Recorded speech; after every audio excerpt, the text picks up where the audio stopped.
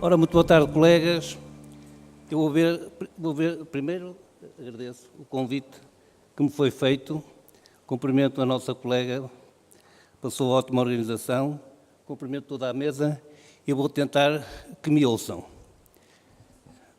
Temos a natureza contra nós, mas vou fazer os possíveis. Ora bom, a tarefa que me foi dada foi falar sobre a polifarmácia e a adesão terapêutica. Eu trago-vos aqui uma revisão e começo por falar o seguinte, que realmente o aumento da esperança de vida à nascença e o consequente envelhecimento da população tem vindo a aumentar, como disse o colega anterior, o número de doenças crónicas, o que tem exigido um aumento da medicação, dos medicamentos em geral. Ora, eu vou tentar ter aqui, está aqui, onde é que eu tenho? Está aqui? Consegui. Se os colegas verificarem, em Portugal, a esperança de vida à nascença tem vindo a aumentar, 79,14 no período de 2007-2009 até 2011 e 13, 80 anos,13. Reparem também, aqui noutra estatística, que em 1970 a esperança de vida em Portugal é cerca de 67 anos, 64 no sexo masculino e 70 no feminino. E em 2010, 79,5, 76,4 nos homens e 82,3 nas mulheres. É exatamente o que reflete este gráfico que temos aqui. Portanto, um aumento bastante acentuado. É um dos indicadores que denota a melhoria do nível de saúde em Portugal.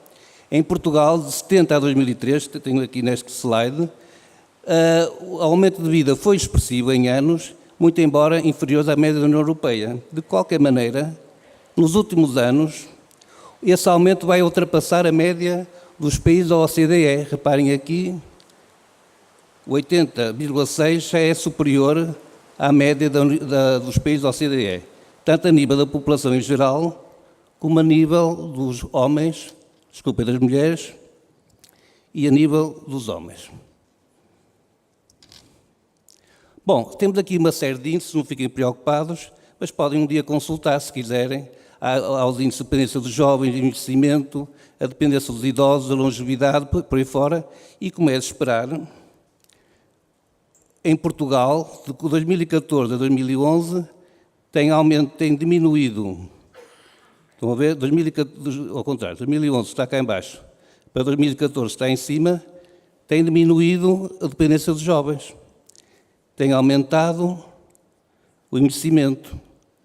Os idosos também, o índice de dependência tem aumentado, 28 para 31, e a longevidade também tem aumentado. Portanto, podem ver esses índices e comparar com os anos de cada um.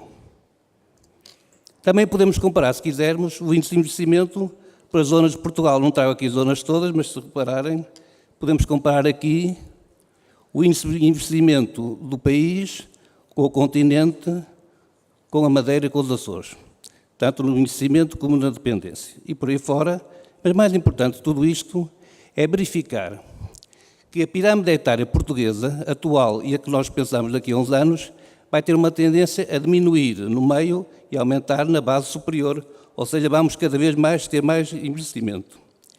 Eu diria, em poucas palavras, realmente a polifarmácia não é exclusiva dos idosos, mas é um problema importante neste grupo etário, dadas as alterações farmacocinéticas e farmacodinâmicas nos idosos.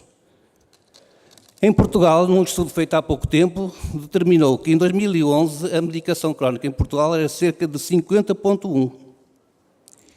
E quando comparado com outros estudos também feitos na altura, os estudos diziam que quanto mais a idade avançada, maior é a prescrição crónica.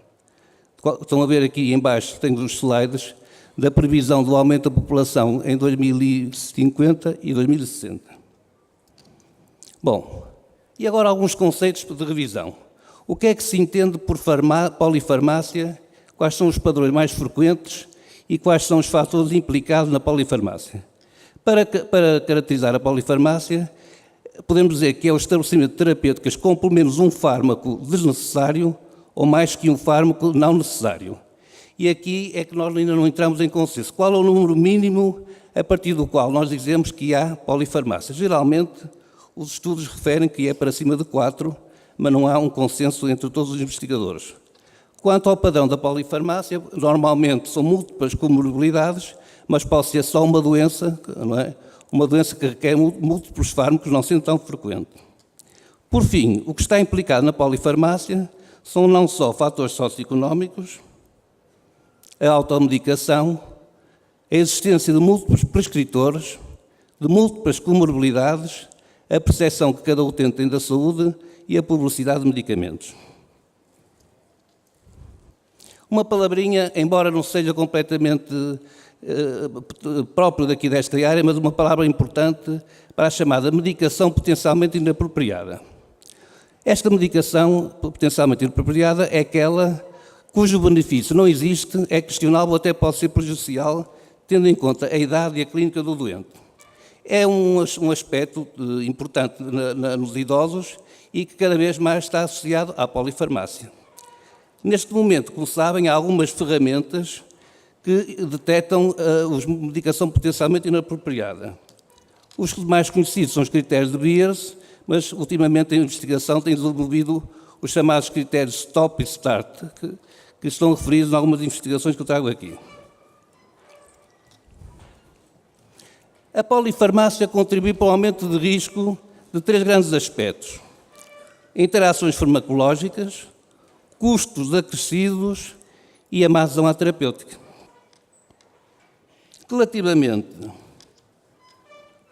Relativamente às interações farmacológicas, num estudo ultimamente feito, é dito que em cada 3 idosos a tomar pelo menos 5 medicamentos, um irá ter uma reação farmacológica adversa.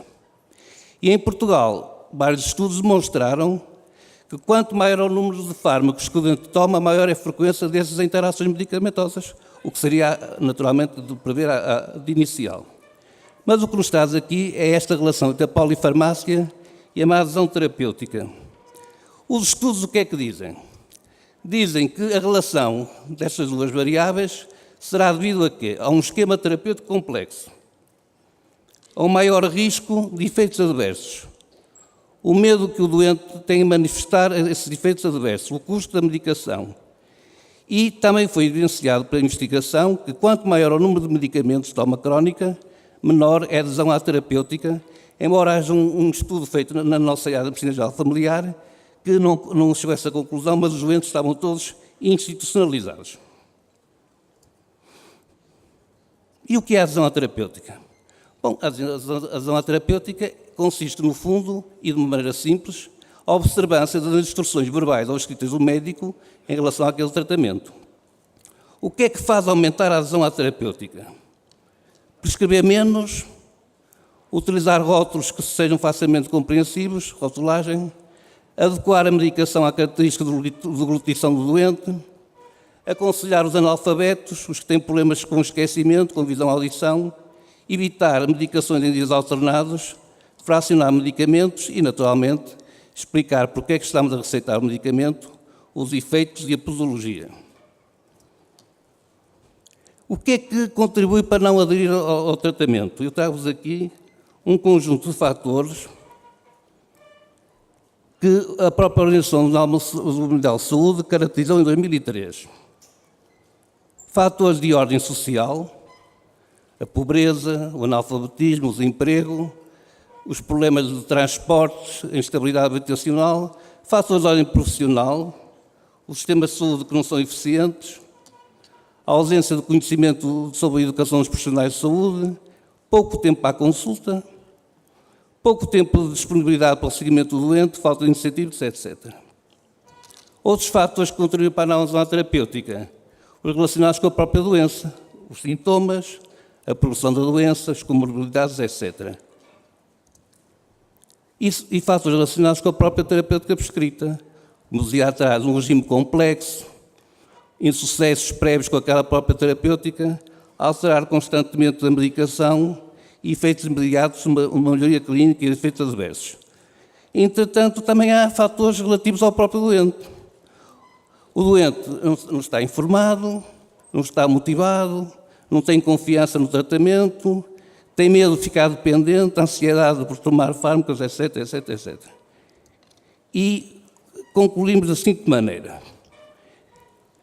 O que é que realmente está relacionado com a aderência terapêutica aos conselhos? Há aqui um autor que fez uma meta-análise de cerca de 800 trabalhos e concluiu o seguinte, curiosamente, a adesão à terapêutica não está relacionada nem com a gravidade dos sintomas, nem com a idade, nem com o prognóstico. Está relacionado mais com efeitos e com variáveis socio-organizacionais. Por exemplo, a continuidade, o pouco tempo de espera, a organização da saúde, a satisfação com o seu médico, uma vigilância terapêutica capaz, a autovigilância terapêutica simples. Não era de esperar isso, mas é isso com que está relacionado a adesão à terapêutica. E como é que vamos explicar essa adesão à terapêutica? O modelo mais conhecido e mais recente é o chamado Health Belief Model, que eu costumo traduzir por modelo de convicções perante a saúde. Ora bom, então quando é que o doente se sente aderente à prescrição do médico ou do conselho? Quando entende que aquilo é suscetível de acontecer. Quando entende que é uma situação séria para si próprio.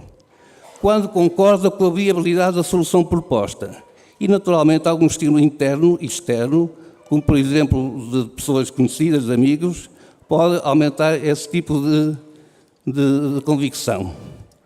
E termino com um slide que nos está preenchido, dizendo o seguinte. Na minha área, especialmente na medicina geral familiar, o mais importante de tudo, e já dizia um autor muito conhecido, o Balin, que dizia que o mais importante de tudo é o próprio médico. A prescrição, o principal médico, o fármaco, é o próprio médico. E com isso termino.